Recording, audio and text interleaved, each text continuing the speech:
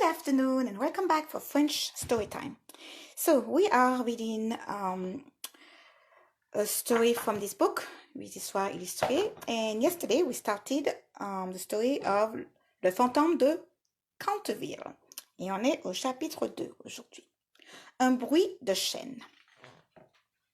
Il y a sûrement une explication simple, dit calmement Monsieur Otis. So the blood stain came back at the end of chapter 1. Cette nuit-là, Monsieur Otis ferma lui-même la porte de la bibliothèque et emporta la clé. Pourtant, la tâche revint. Monsieur Otis se mit alors à envisager l'existence des fantômes d'une façon différente.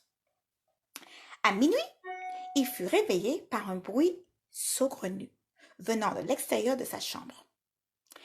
On aurait dit de vieilles chaînes rouillées, traînées sur le sol par quelqu'un qui se rapprochait à chaque seconde.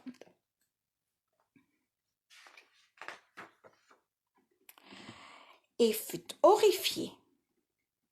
Un vieillard, aux longs cheveux gras, affublé de guenilles, lui lança un regard furieux de ses yeux rougeoyants. « Vous devez être sœur Simon, dit Monsieur Otis en se reprenant.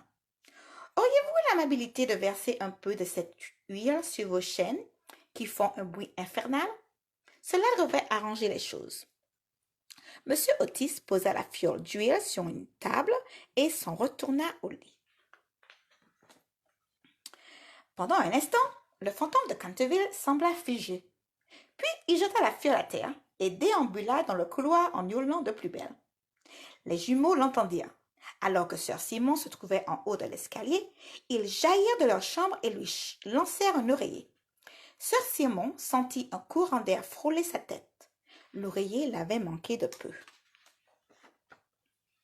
Le fantôme disparut rapidement et réapparut dans la chambre secrète de l'aile ouest.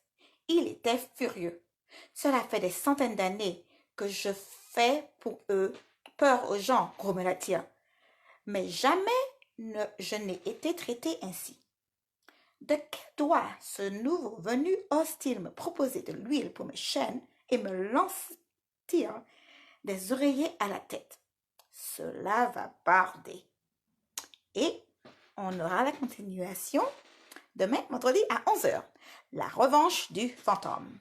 Allez, bonne fin de journée. See you tomorrow. Bye.